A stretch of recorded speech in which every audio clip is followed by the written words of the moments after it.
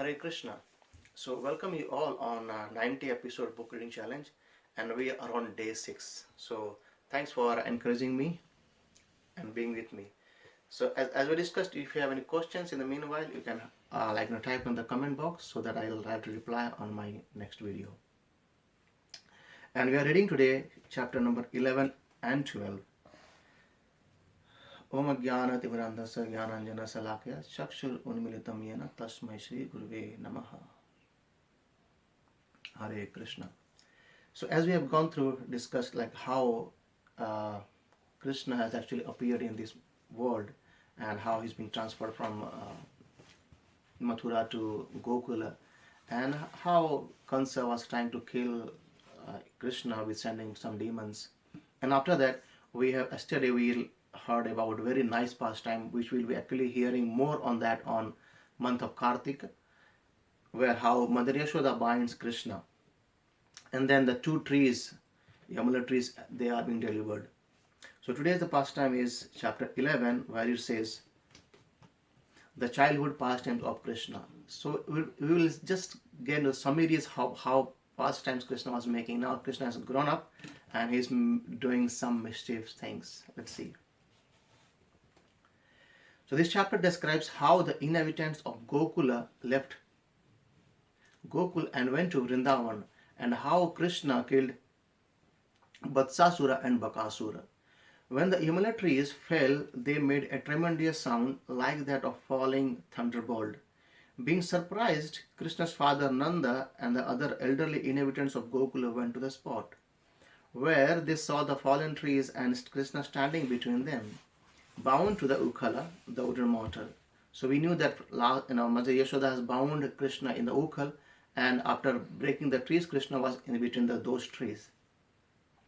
They could find no cause of the trees having fallen and Krishna's being there.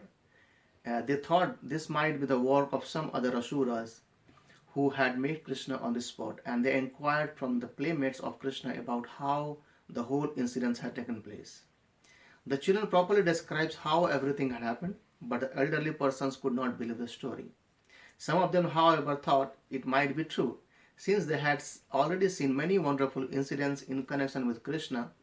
Anyway, Nanda Maharaj immediately released Krishna from the ropes. So it's very, very difficult sometimes to understand the pastimes of Krishna, because in 3 days he's killing Putana, and then now in very just 3 years the Amala tree is being delivered. The gigantic trees have been fallen just by Krishna's pulling through the mortar. And in this way, at every day and every moment displayed wonderful incidents to increase the parental affection of Nanda Maharaj and Yashoda, who thus felt both surprise as well as joy. So by the pastimes of Lord Krishna, Mother Yashoda and Nanda Maharaj were getting joy, and they are being surprised as well.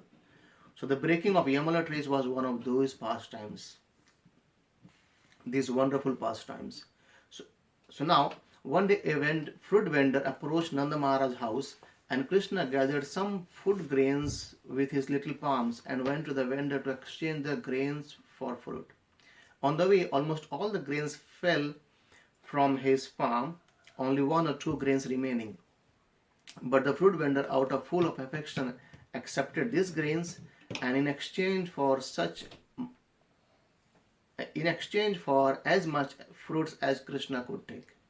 As soon as she did this, her basket became filled with gold jewels. So the pastime goes like, the fruit vendor came before Nanda Maharaj's house and she was selling some fruits. And Krishna told, I don't have any money. So she said, you can get some grains as well. And Krishna is bringing some grains in his palm, and while coming, all the grains fell down. However, with the affection of the fruit vendor, she gave the fruit to Krishna, and when she back home, she could see that her, basket was actually filled with gold and jewels. So this is how Krishna reciprocates when we have some love exchange with him. So that's why we should be having some lovely exchanges with Krishna. Therefore, all the elderly Gopas decided to leave Gokula because they saw that in Gokula there was always some disturbances. They decided to go to Vrindavan, Brajalama, and next day they all departed. In Vrindavan, both Krishna and Balaram, after finishing their childhood pastimes, began to take charge of the calves and send them to the pasturing grounds or Gocharana. So now Krishna and Balaram, they are both are in Vrindavan. Actually, all the Gokulavasi, they went to Vrindavan, and the pastimes of Krishna started in Vrindavan now. The first pastime, he says Gocharana. He started taking cows to the forest. During this time, a demon named Vatsasura entered among the calves and was killed. And another Asura in the shape of big duck was also killed. The playmate of Krishna narrated all these stories to their mothers, and the mothers could not believe their children. Krishna's playmate, but because of full affection, they enjoyed this narrations of Krishna's activity. So Krishna has now already has killed two already demons, and now he has killed two more. It's Vatsasura and Bakasura. So that is how Krishna started playing and doing some pastimes in Vrindavana. And we end episode 11. And let's see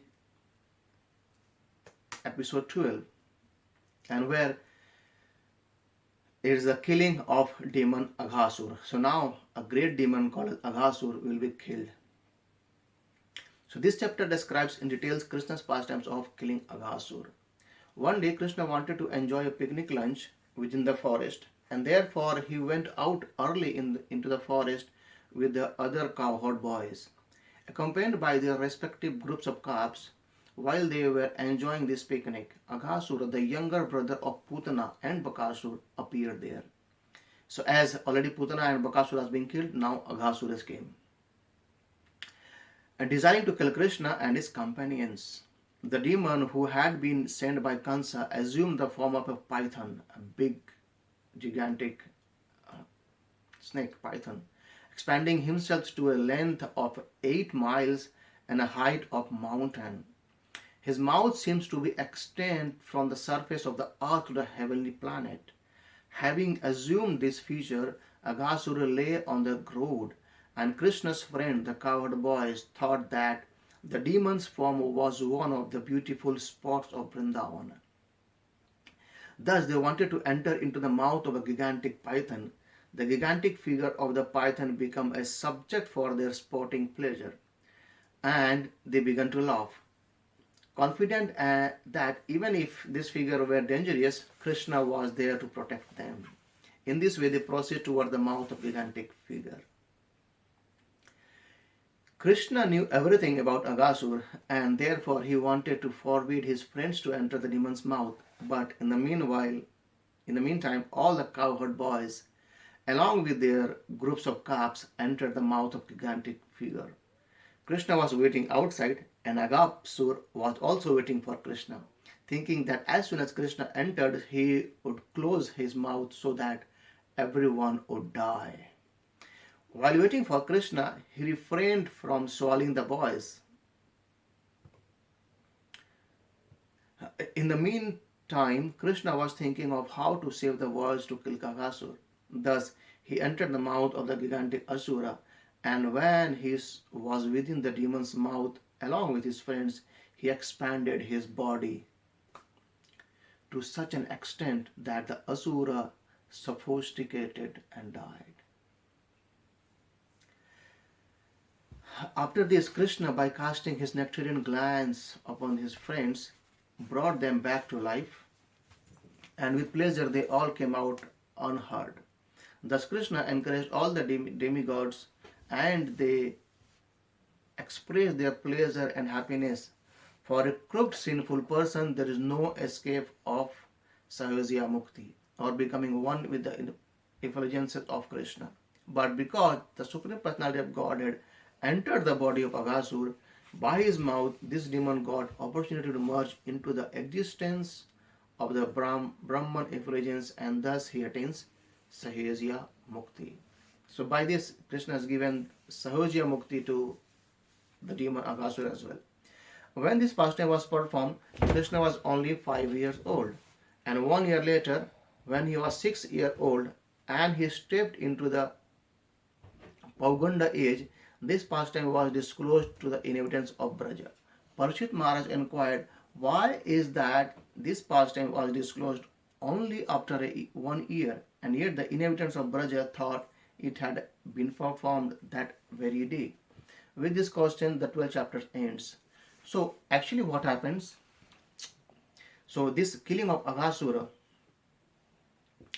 after that, when he was getting mukti or liberation, Lord Brahma could see that the soul is actually transmigrating, and by seeing that, Brahma was got bewildered, and we'll understand why that this pastimes was spoken after 1 year in our next episode. That is very interesting one as well. That is called as Brahma Bilochan Leela. So right now in our tomorrows we will see that how Brahma is actually stealing the boys and the calves. Hare Krishna. Srila Prabhupada ki jai.